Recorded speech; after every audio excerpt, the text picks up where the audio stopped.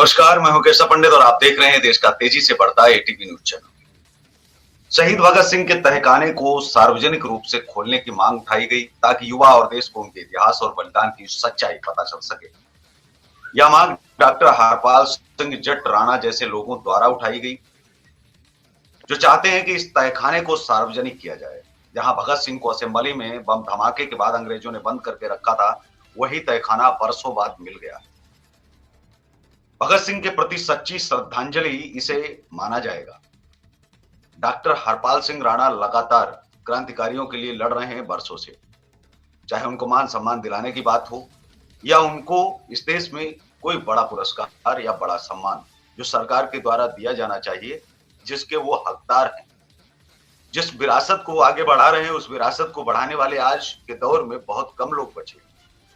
न तो सरकार उस विरासत को आगे बढ़ा पा रही है और ना ही आज का युवा। हमारे साथ में चर्चा में आज मौजूद हैं हरपाल सिंह राणा स्वयं। राणा साहब, बहुत बहुत स्वागत है आपका एटीवी न्यूज चैनल पर। धन्यवाद, बहुत अच्छा।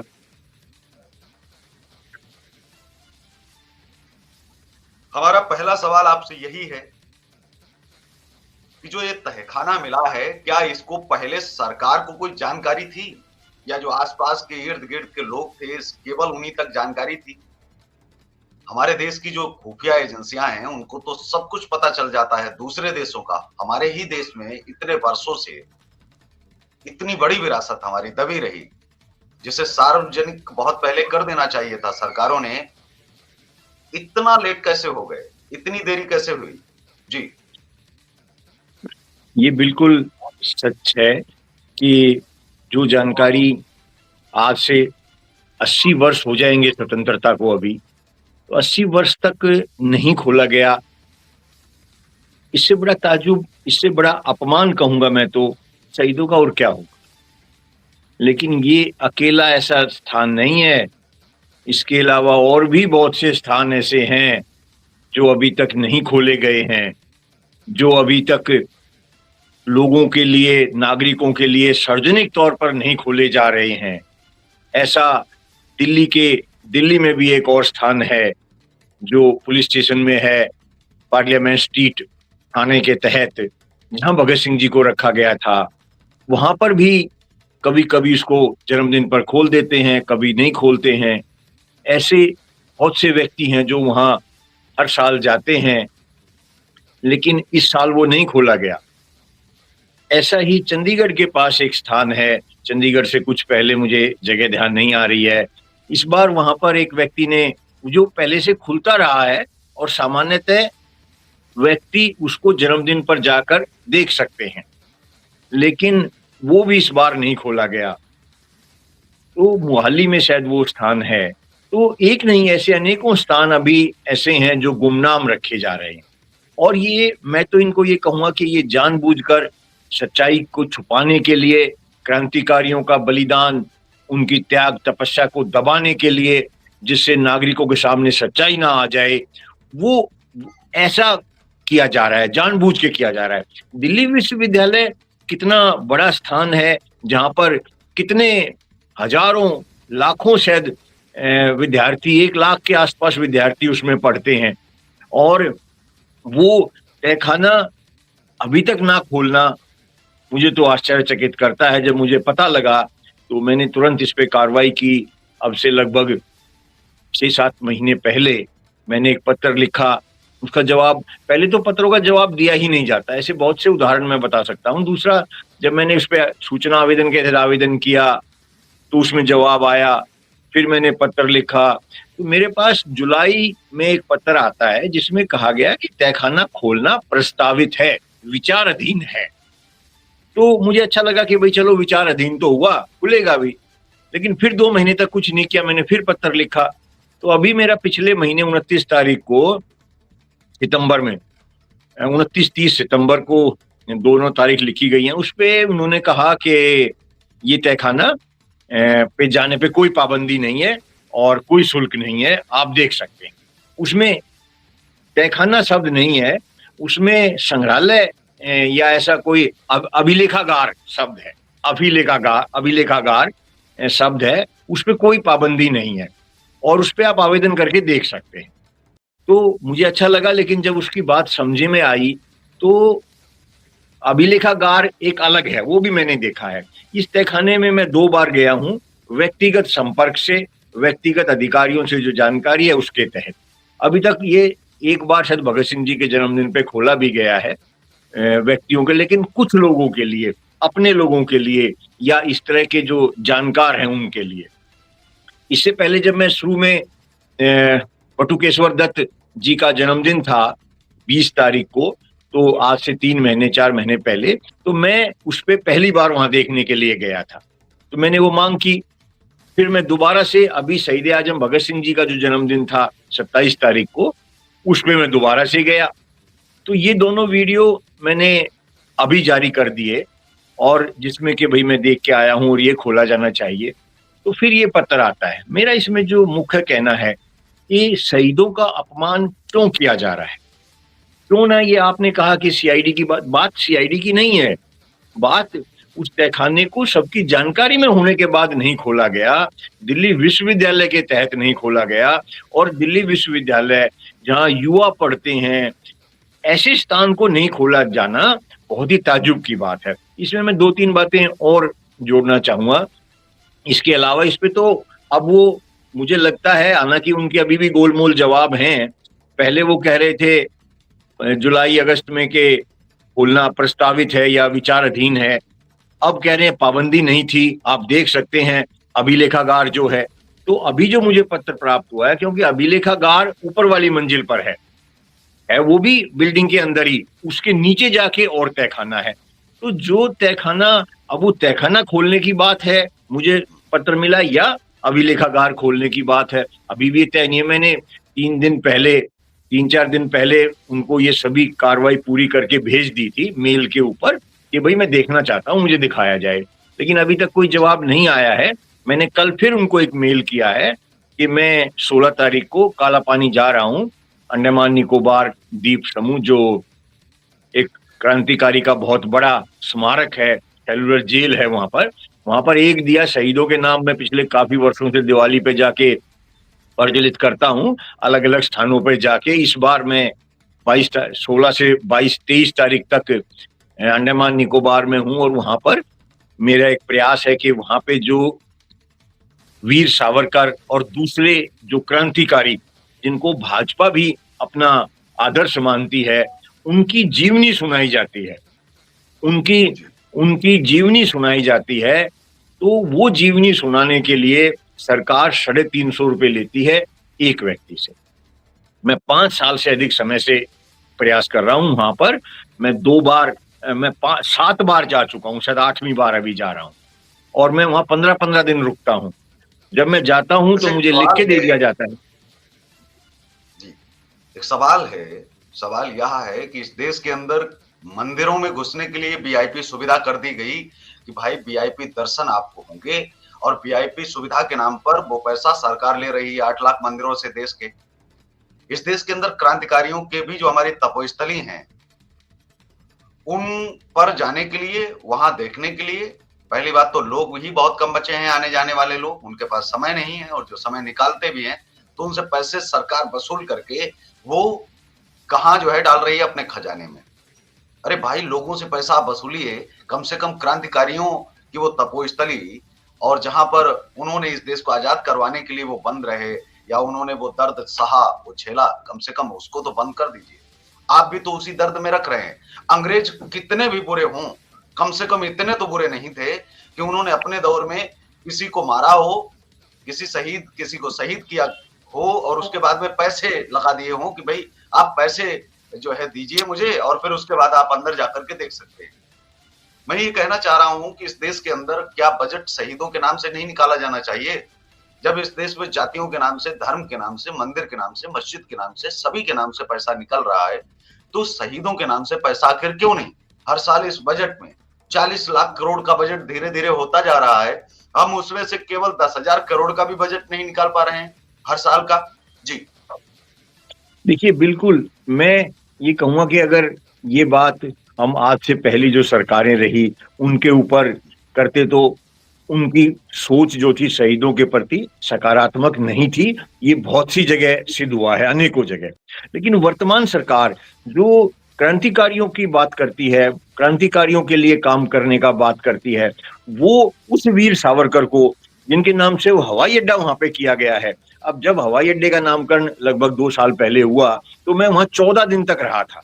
मुझे पता लग गया था कि वहां पर देश के प्रधानमंत्री मोदी जी जा रहे हैं उसका शुभारंभ करने के लिए, तो मैं पहले से ही चला गया था। और मैंने वहां पे जाके वहां पे राजनीतिक पार्टी के लोगों से भी, भाजपा के लोगों से भी, और जो भाजपा के संगठन है उनसे भी बहुत संपर्क किया, वहां के व्यक्तियों को भी एकत्रित किया, और मैंने ट्वीट भी किया। अगर इसमें मैं आपको भेजूंगा, भेजना चाहिए था मुझे, मैं भेज नहीं पाया। इस वीडियो के, इसके वीडियो जो हैं अभी तय खाने के, वो जो मैं देख के आ रहा हूँ, जो तय खाने में जा रहा हूँ, तो वो सब है मेरे पास। तो मेरा कहना ये है कि मैंने बहुत प्रयास किया कि ये उस दिन हो जाए, लेकिन उस दिन वहां पर मोदी जी का जाना कैंसिल हो गया, नहीं जा पाए, और कोई कारण क्या था पता नहीं मुझे। तो लेकिन बात तो मोदी जी के पास 5-7 साल से मैं पहुंचा ही रहा हूँ ना, ट्वीट भी कर रहा हूँ, पत्र भी लिख रहा हूँ। मैंने इस बारे में 50 पत्र लिखे होंगे। और ताज्जुब इस बात का है कि जब भी मैं वहां जाता हूँ, वहां पे सूचना दे के जाता हूँ कि मैं वहां आऊंगा, मैं अनशन करूंगा, मैं वहां भूख हड़ताल पे बैठूंगा, ये भी करूंगा। कई बार पुलिस से भी लुका छिपी करनी पड़ी वहां पर, तो मुझे लिख के दे देती है वो कि हम इस बात पर विचार करेंगे। मेरे पास 2 बार उन्होंने ये लिख के दिया कि आपका जो वो है, हम उस पर विचार करेंगे। लेकिन जब मैं यहाँ वापस आ जाता हूँ तो कहते हैं हमने विचार किया, ये मान्य नहीं है। तो ये बहुत ताज्जुब की बात है। दूसरी बात ये है कि वहां पर ऐसे एक जेल है, वाइपर जेल जिसको बोलते हैं, वो वाइपर जेल में पहले अंग्रेजों ने सबसे पहले वहां पर जाके खुले एक टापू पर कैदियों को रखा था। तो वो वाइपर जेल में एक फांसी घर है। तो उसकी स्थिति ऐसी हो गई है कि वो फांसी घर भी गिर गया है, और उसको बताया जाता है कि प्राइवेट व्यक्तियों को दे दिया गया है वो उस पे फंक्शन करने के लिए, कार्यक्रम करने के लिए। तो मैंने लिखा भाई ये तो इस जेल से भी, सेलूर जेल से भी पहले का विषय जेल है, इसको आप विकसित करें। तो 2 साल के बाद मुझे बताया गया कि हाँ हम विकसित कर रहे हैं, हमने ये कर दिया है, काफी बातें उन्होंने कही। लेकिन अभी जो है, मुझे एक आखिरी पत्र आया 10 दिन पहले ही, तो 10, हाँ, लगभग 10 दिन पहले, तो उन्होंने उसमें कहा है कि अमित, हम इसका प्रस्ताव बना रहे हैं। ये कितनी ताज्जुब की बात है कि अलग अलग जवाब दिए जा रहे हैं। दूसरी बात, वहां पर एक पार्क है, 7 सपूत पार्क, जो कि जापानियों के द्वारा जब वहां पर कब्जा किया गया, तो उस वक्त उस अंडमान निकोबार के जो सबसे, मतलब सबसे डॉक्टर, जो सबसे महत्वपूर्ण व्यक्ति थे, उसमें इंजीनियर था, डॉक्टर था, वैज्ञानिक थे, जो भी महत्वपूर्ण व्यक्ति थे, 7 व्यक्तियों को जापानियों ने उसमें उनको मार दिया था। और उन्होंने, तो वो 7 सपूत पार्क एक बना हुआ है। तो मैं उन लगभग 5 परिवारों से मिला जो वहां थे, कुछ दूर रहते थे। तो मैंने उनसे सुना, समझा, बात किया। तो उनकी एक मांग थी कि हमें कोई वो नहीं चाहिए, हमें कोई एक पेंशन नहीं चाहिए, हमें कोई आर्थिक मदद नहीं चाहिए, हमें सम्मान चाहिए। तो हमें, मैंने उस पर कार्रवाई की। तो 1 साल 2 साल पहले मुझे कहा गया कि हमने ये विषय भारत सरकार को भेजा था। ये सभी जानकारी मुझे अंडमान निकोबार द्वीप समूह से मिल रही है। हर विषय पे 10 से 20 जानकारी मुझे पत्र प्राप्त हुए, इससे भी ज्यादा पत्र प्राप्त हुए हैं सेलुलर जेल पे, और 7 सपूत पार्क पे लगभग 5-6 पत्र प्राप्त हुए। तो पहले कहा गया कि पहले तो वो गोलमोल जवाब देते हैं, वो सोचते ही समझते नहीं कि भाई कोई जवाब देने की जरूरत है, चलता रहेगा। लेकिन 2-4 पत्र जाने के बाद, सूचना आवेदन जाने के बाद, फिर उनमें थोड़ी सक्रियता आती है। तो फिर उन्होंने कहा कि हमने गृह मंत्रालय को लिखा था, और गृह मंत्रालय ने कहा है कि हम ये ऐसे स्वतंत्र सेनानियों को पेंशन देने की जरूरत नहीं है। मैंने कहा मुझे वो तथ्य, वो पत्र दिया जाए, तो उन्होंने पत्र नहीं दिया। फिर मैंने दोबारा कहा भाई, तो उन्होंने मुझे लिख के दे दिया कि जो वहां पर स्वतंत्र सेनानी थे, उनके परिवारों को पेंशन दी जा रही है, कुछ को, और कुछ को अभी दी जानी प्रस्तावित है। तो इन बातों को 6-8 महीने हो गए।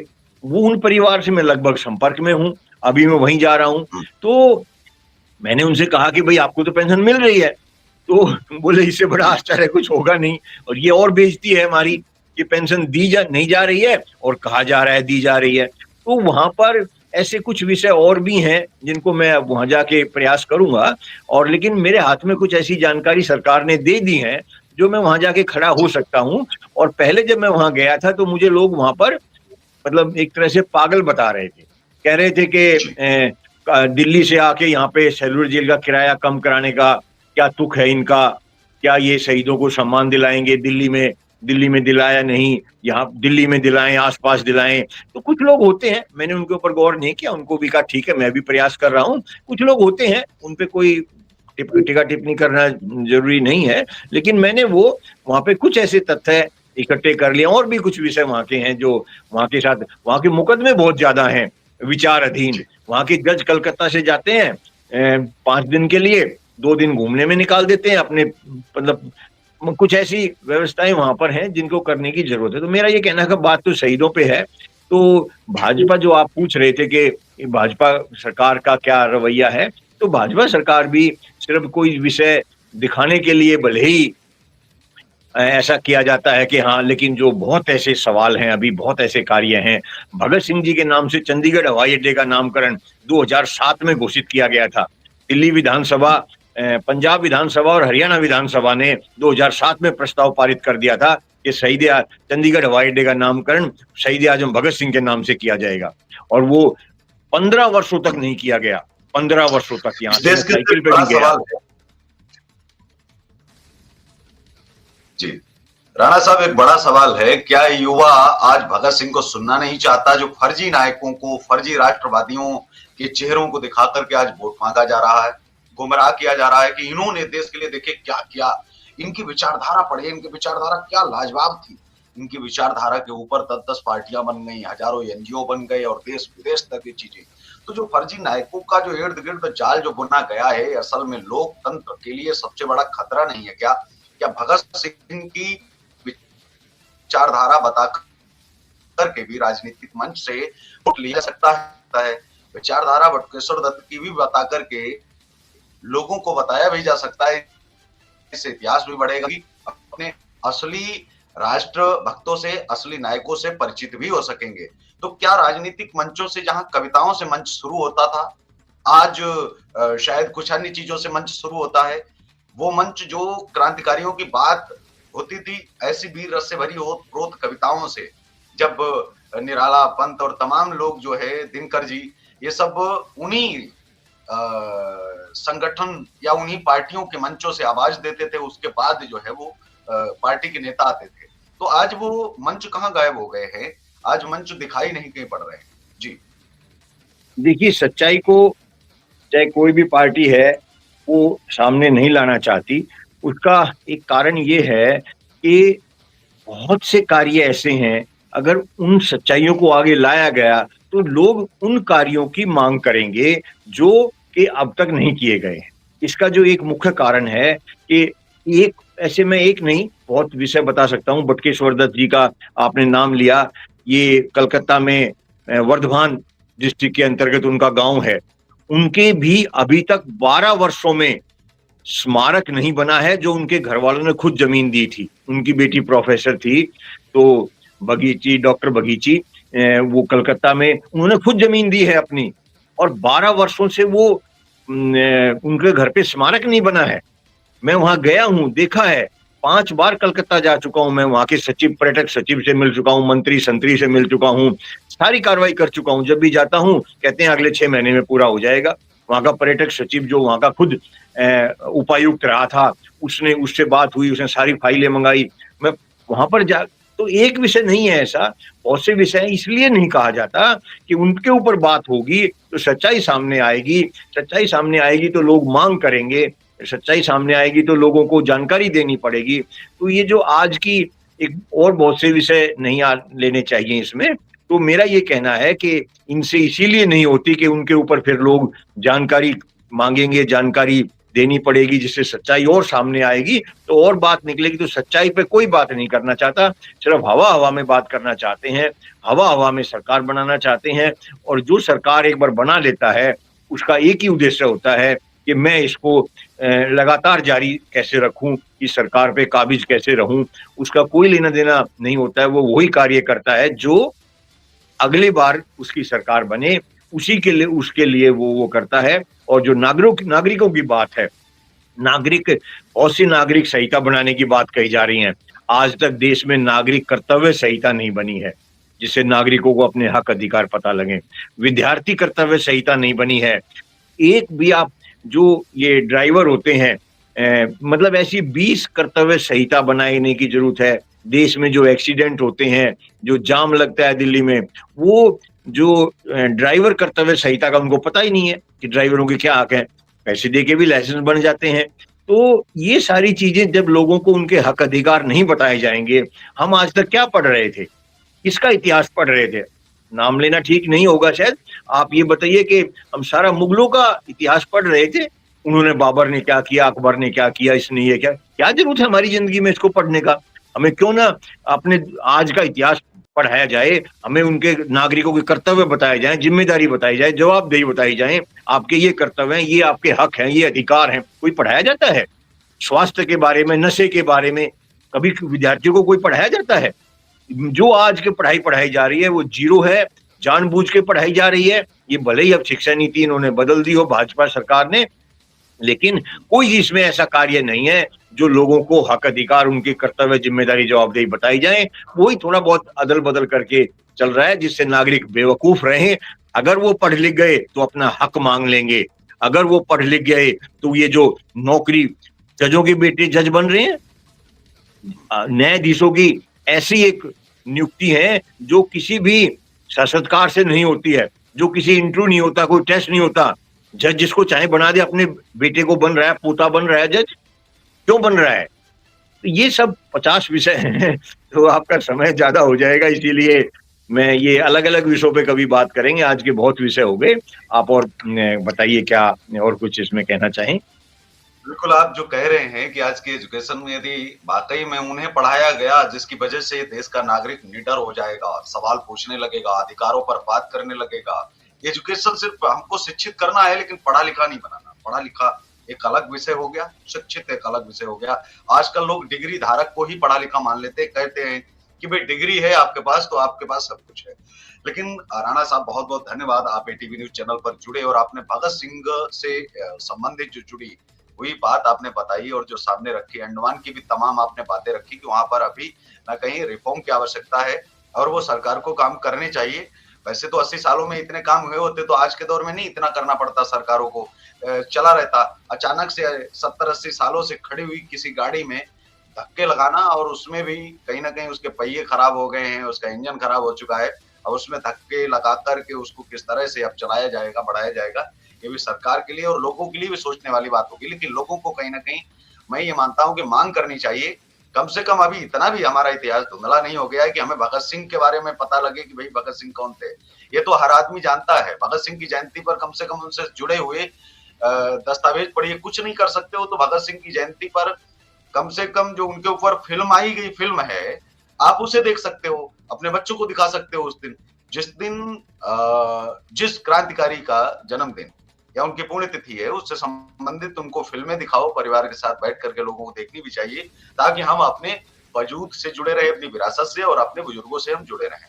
तो बहुत बहुत धन्यवाद आपका, एक बार फिर से आभार, नमस्कार जुड़ने के लिए। और हम जल्द ही अपने दर्शकों को चलते चलते मैं बता दूं कि नेताजी सुभाष चंद्र बोस पर जो बहुत बड़ी थ्योरी थी, किसी ने कहा कि उनकी डेथ हुई थी, फिर किसी ने कहा कि वो रूस गए थे, किसी ने कुछ कहा, लेकिन इस देश का एक ऐसा नायक जिसने देश की पहली सरकार बनाई, उससे कभी सवाल ही नहीं किया गया और वह उस सरकार में रहा, और वो जो जापान में मिलते रहे, सहयोग पहुंचाते रहे, और उन्हीं के नाम पर दूसरी सरकार जो है बनाई गई। 1915 प्रथम विश्व युद्ध में हुआ थे और नेताजी बोस द्वितीय विश्व युद्ध में थे। तो उनके बारे में भी हम चर्चा करेंगे कि आखिर वह कौन थे जिस चेहरे पर कभी जो है न तो शक गया या जानबूझ करके उनसे कोई सवाल ही नहीं किया गया, या इस देश की एजेंसियां शिथिल पड़ी रहीं, उनसे बहुत हम कहें कि बहुत वर्षों तक जो खोजबीन चलती रही वो उनके इर्द गिर्द तो चलती रही, लेकिन उन तक कभी पहुंची नहीं, ना उनका कभी नाम आया, जबकि आना चाहिए था। आज ये सवाल भी उठना चाहिए था। वो इस कार्यक्रम में बस इतना ही, हमें दीजिए इजाजत और आप देखते रहिए देश का तेजी से बढ़ता है एटीवी न्यूज चैनल। जय हिंद, वंदे मातरम।